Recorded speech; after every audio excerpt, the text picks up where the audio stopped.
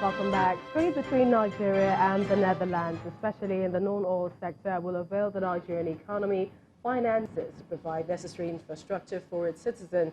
Outgoing Consul General of the Embassy of the Kingdom of the Netherlands in Nigeria, Mr. Mitchell Dillon, during an interview with our Foreign Affairs correspondent, Amarachi Ubani, says this is why his country is keen on partnerships in the non-oil sector. Oil is a global market, and buying and selling happens without the intervention of an embassy.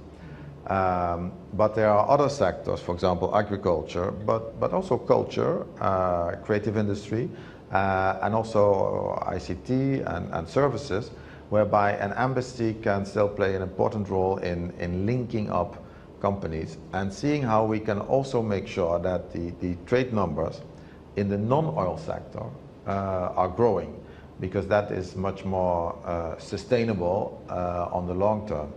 I'm not saying that trade in oil is bad, not at all. Some people will sometimes say, oil in Nigeria is a curse because the money ends up maybe in the wrong places. I think Nigeria is very lucky to have oil, because with the money from the oil, you can build up your economy. The money from oil exports allows you to invest in roads, to invest in education, to invest in healthcare, to invest in agriculture. And those are roles that the Nigerian government should play. Dutch Consul General on Nigeria's economy. After the United Nations released its State of the World Population Report on April the 29th, which estimates Nigeria's population to be about 201 million, a new conversation has been opened. Now, that report projects that Nigeria's population could hit over 400 million by the year 2050. While some have argued that existing economic realities cannot sustain such growth, others believe that government needs to harness the potentials that such population growth provides. This next report seeks to make some comparative analysis of the nation's population growth, its economic development, and impact on the citizens since the year 2010. A recent report by the United Nations says there are currently 7.7 billion people on Earth. Nigeria, with over 200 million, represents 2.6% of that population. While the report further projects the world population to hit 9.7 billion in the next 30 years, Nigeria's population is projected to reach 400 million by the year 2050. This report has been met with mixed reactions since it was first released in April this year. China is the most populated, maybe in the whole world. And still they are achieving their goals. So I don't feel maybe being overpopulated is the issue. It is government needs to do more on its own part. Take a look at what is going on in the country. There are a lot of children in the street, roaming around in the streets. They are homeless, looking for what to eat, and most of those children involve themselves in crime, some do drugs. So I think the government should introduce a law that will regulate birth control. Nigeria's population has continued to grow at an estimated 2.6% since the year 2010. However, this growth is a far cry from the rate of the country's economic development. For instance, the World Bank estimated Nigeria's population to be 158.6 million in 2010. In that same year, the National Bureau of Statistics says 60.9% of the population were in absolute poverty. According to a World Bank data, between 2012 and 2015, Nigeria's population rose from 181.2 million to 186 million. However, the numbers of poor people also increased from 43% in 2012 to 50% of the nation's population in 2018. The nation's gross domestic product GDP stood between $369.1 billion in 2010 and $404.7 billion in 2016. Though the country's economy has expanded at an average of 6% every year since 2006, the paradox of growth in Nigeria is that as the country gets richer, more than half of its 200 million strong population continue to live in abject poverty. Truly, in the absence of planning, The Director General of the National Population Commission insists that the nation's population growth can either be an asset or a curse, depending on how it is managed. truly, in the absence of planning, in the absence of accurate figures, in the absence of development, then it will now turn to be a crisis, whether Boko Haram, whether Niger Delta militants, whether kidnapping. All this is a symptom, it's an underlying symptom of a major fundamental problem that, look, we are just walking in the dark or groping in dark in the absence of statistics or data that we can use to plan. Arguably, the future of Nigeria's ever-growing population cannot be left to chance. It requires an actionable plan by relevant authorities to enhance the opportunities that population growth provides. Excavation and crushing of stones has become another source of livelihood away from agriculture for some communities in Enugu State due to its hilly topography. Well, this venture, which ensures quick money for residents, especially the elderly who engage actively in it, is of great concern to health and environmental experts. Our community report tonight examines the overall impact of the unregulated activity.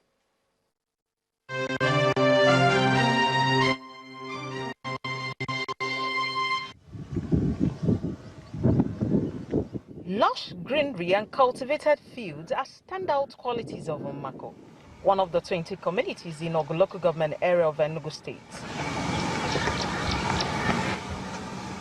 The breathtaking scenery seems to stretch forever, exposing the opportunities in agriculture.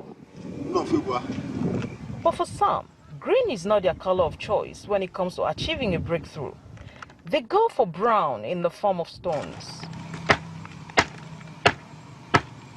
Stone crushing is the second largest employer of labor in the community and its environs, and these elderly men and women testify to how lucrative it is, the only reason they brave the health hazards that come with it.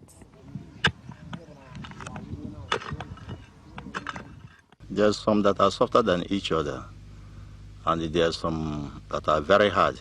There's some that if you discover you cannot even break it, to crack it to these sizes. Many, like Francis, are also prone to injuries as he recounts his experience. He and other crushers are seeking government support in providing them with modern equipment and protective gears. I sustained this injury during the crushing process. A particular stone suddenly shattered. It went up in the air and landed on my hand. I have taken medication, but it's not enough to deter me. In some other places, we have heard stories of those who lost their lives, especially during excavations process. Although this venture contributes greatly to the local economy, health and environmental experts are worried about the overall impact. You have the silicosis from inhaling dust from the stones, crystalline dust, actually. Then these diseases, or rather this dust, will affect the area of the lung that is in charge of gas exchange. The more they do that, they are reducing the value of the land in terms of land use for agriculture and other things. So these are the immediate impacts. As the crushers count their gains in the face of danger to their health, the authorities might do well to come up with a plan to mitigate the discomfort and at the same time provide the tools to develop the trade and protect the people. Nkiruka Ajogu, Channels Television News.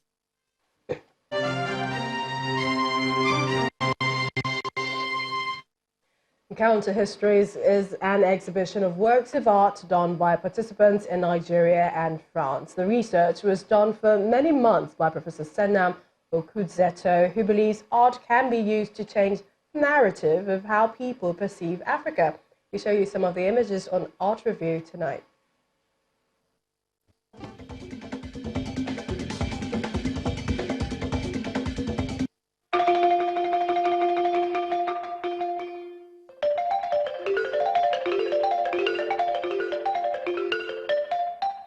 The endless boundaries of creative minds, the power of imagination, translating same in a manner that delights the eye.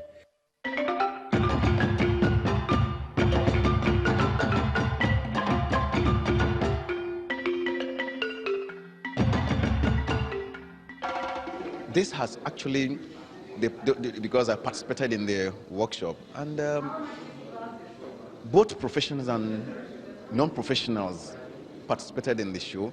And initially it was as if it was impossible, because the feelings from non-artists was that they can't draw. But with this particular workshop and with the output, you know, it's obvious that everybody can draw. That creativity and interpretation is what you see in this exhibition hall at the Alliance Francaise Lagos.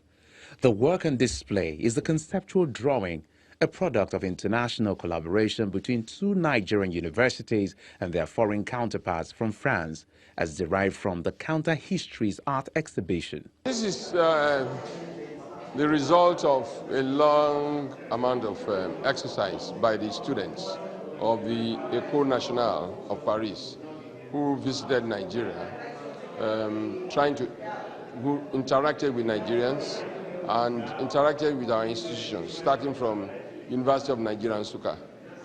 They went there to do some workshop. I think about 60 participants in that workshop. And this is the outcome of their interaction.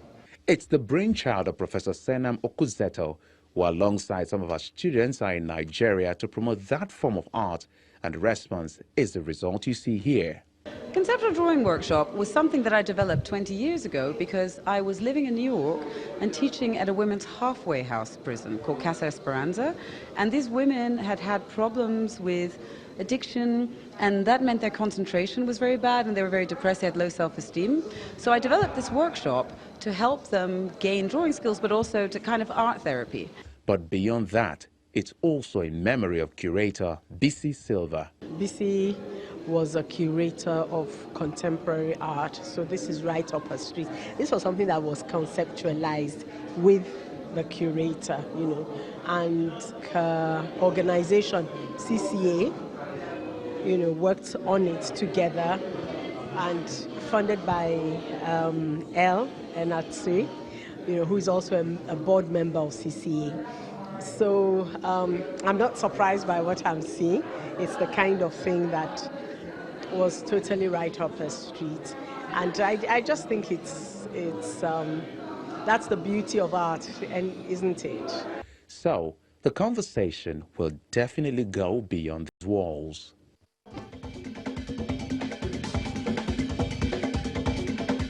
On the news at 10, heartbreaking as Algeria ends Nigeria's Africa Cup of Nations title hope with a dramatic 2-1 win at the Cairo International Stadium.